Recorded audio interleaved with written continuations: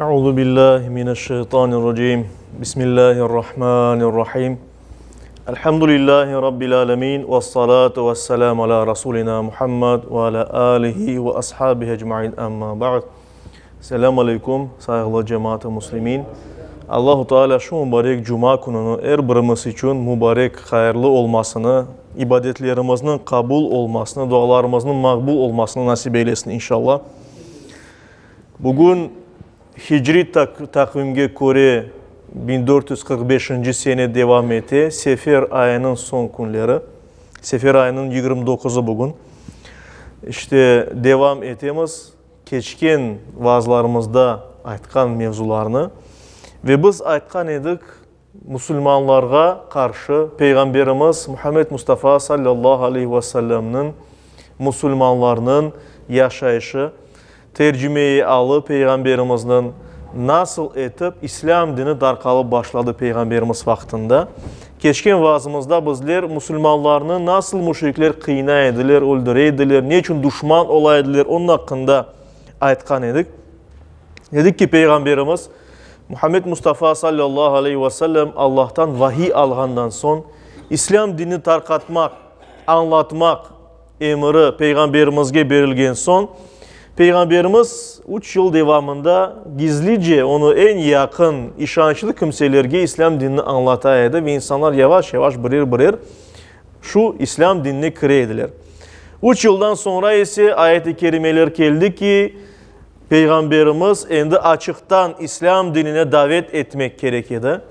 Ve Peygamberimiz en evvela Oz korantasına, yakınlarına, Benu Haşim degen Kureyş kabilesinin boyuna, aşiretine bir ziyafet verip Peygamber oluşunu anlattı. Onlarını İslam dinine çağırdı. Bundan sonra Kabe yanında Safa degen bir töpelik üstünden bütün Kureyş kabilesine seslendi. Onlarını doğru dinge çağırdı. Peygamber olganını ayttı. Bir Allah'a inanmak gerek olganını ayttı. İki keresinde de en birinci onu toktatkan Oz emciyesi Ebu Leheb oldu. Umi olarak Kureyşliler ve hususan Kureyş kabilesinin üstünde olan kimseleri, zadekan, soylu, zengin, bay kimseleri, Mekke'ni idare etken kimseler Peygamberimizin getirgen dinini asla da kabul etmeyi istemediler.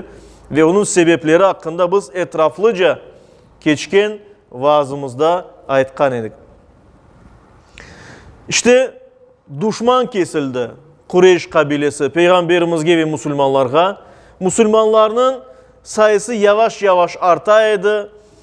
Buna bakmadan onlarını yok etmeyi isteydi Kureyş kabilesinin büyükleri. Bazıları açıktan ömrünün sonuna kadar Peygamberimizge düşmanlık yapkanlar. Mesela Peygamberimizin emcisi Ebu Leheb ya da Ebu Cehil gibi başka her daim Peygamberimizge karşı çıkanlar.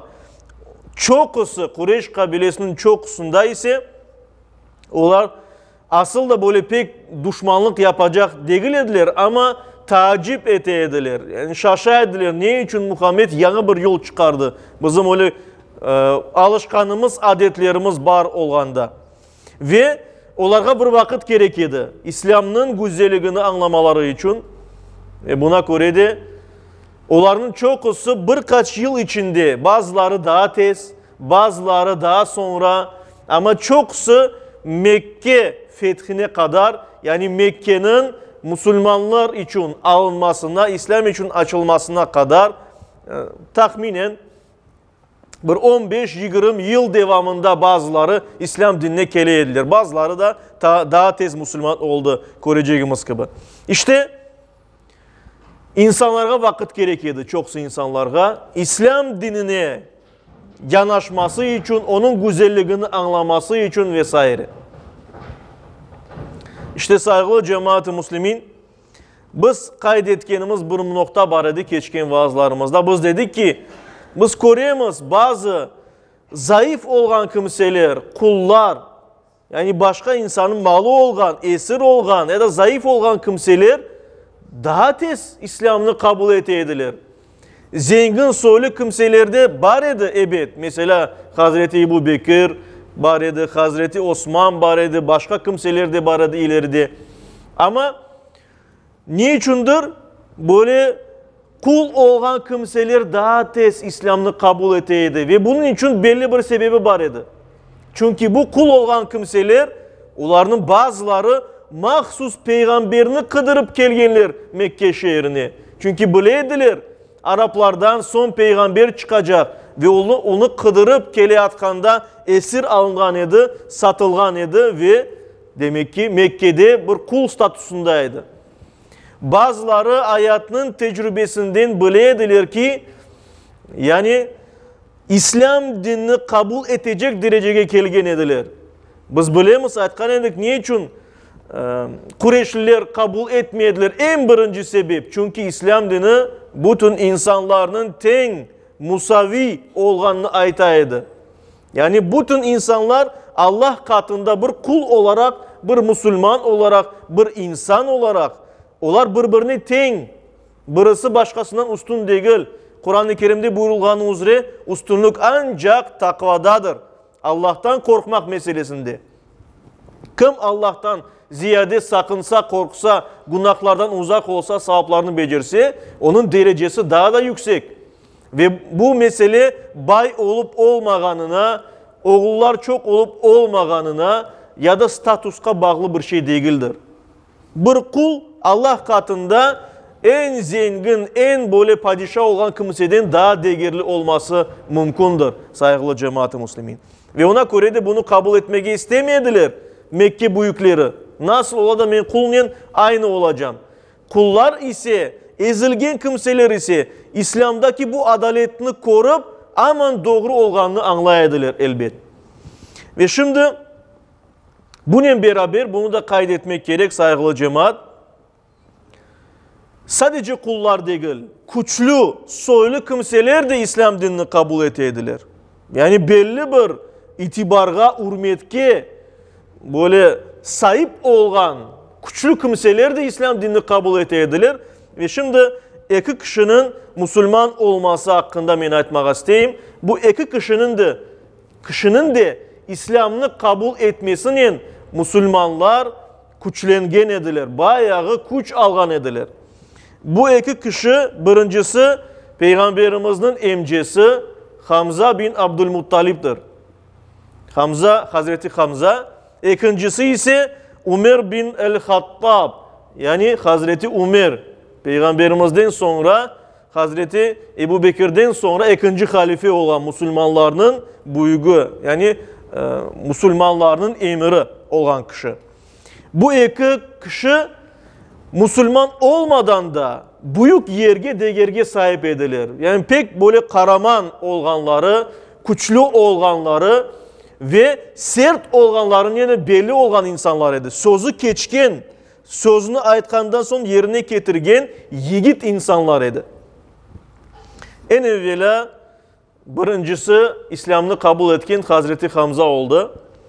Hamza bin Abdülmuttalib Peygamberimizin soyundan idi, Benu Haşim korantasından idi. Ona göre de İslam dinini kabul etmegen olsa da bununla beraber her vakit Peygamberimizni destek eteydi, destekleydi, arkasında duraydı.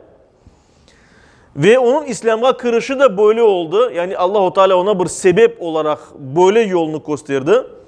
Peygamberimiz sallallahu aleyhi ve sellem ne kadar onu zorlasalar da, ne kadar zorluklar, manyalar çıkarsalar da İslam dinine çağırmaya devam eteydi insanlarını, müşriklerini. Mekke'de yaşayanlarını, Mekke'ye gelgenlerini hepsini çağıraydı. İslam dinini anlataydı. Ve asıl da vazgeçmeyeydi. Ne kadar insanlar onu hakaret etseler bile, kıynasalar da vazgeçmeyeydi. Ve buna göre de Müslümanların sayısı tez olmasa da kun artaydı. Bir insan, iki insan böyle kanaatlanıp doğru korup Peygamberimizin aytkanlarını Müslüman olaydı. Ve müşriklerinin reislerinin Peygamberimizge düşman olan kimselerin açığı da artaydı. Çünkü onlar toktatmağa isteydi bu onlara göre fitne olan şeyini. Ve ona göre de ne kadar Müslümanlar, yeni Müslümanlar peyda olsa o kadar da açığlanaydılar. Ve Peygamberlikten 6. yılında, yani Peygamberimiz açıktan İslam'a davet etmeye başlagandan sonra 3 yıl geçti.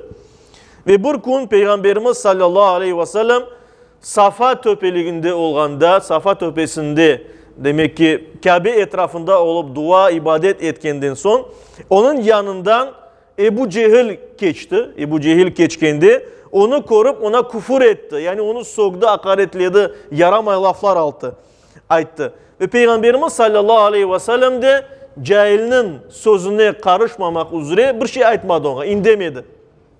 İçinde sakladı yani.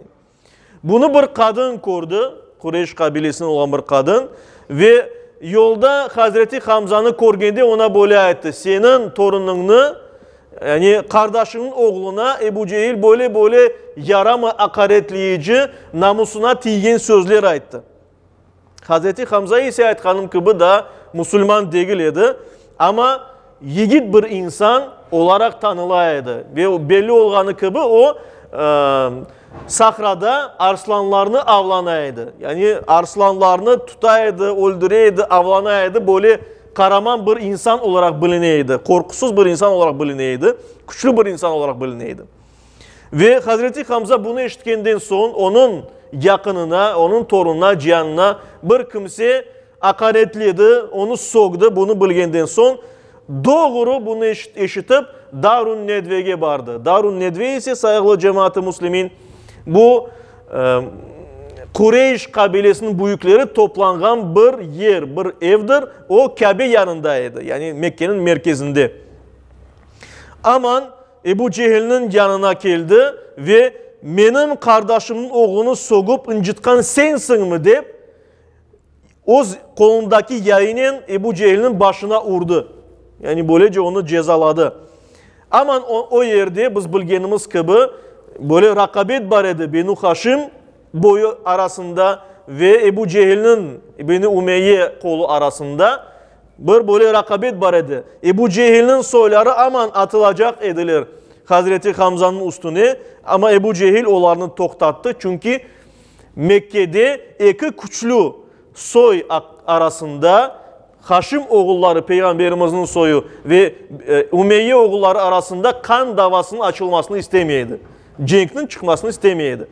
Ve ona göre de toktattı. Demek yuttu böylece bu hakaretini. Hazreti Hamza ise aman o yerden Peygamberimiz Muhammed Mustafa sallallahu aleyhi ve sellem'in yanına gitti ve İslam'ını kabul etkenini ayttı ve böylece Peygamberimizin yanında bundan sonra yer aldı. Müslüman olarak her daim ona destekçi oldu ve bundan sonraki olan ne kadar cenkler olsa hep yanında oldu ve büyük kahramanlıklar göstergen de bilgenimiz gibi. İkinci şahıs İslam'ını kabul etken bu Hazreti Ömer bin el-Hattab oldu. Siyer kitaplarında anlatılganı üzere rivayetlerde buyurlar ki Peygamberimiz sallallahu aleyhi ve sellem dua etken edi o sırada. Allah'ım İslam'ını Amr'la güçlendir dedi. Amr ya da Ömer bu aynı adın iki forması bilgenimiz gibi ve o vakit Kureyş kabilesi arasında iki belli güçlü insan var idi. Bu adın Amr ya da Ömer adında birisi Ömer bin el-Hattab, ikincisi de Ebu Cehil idi.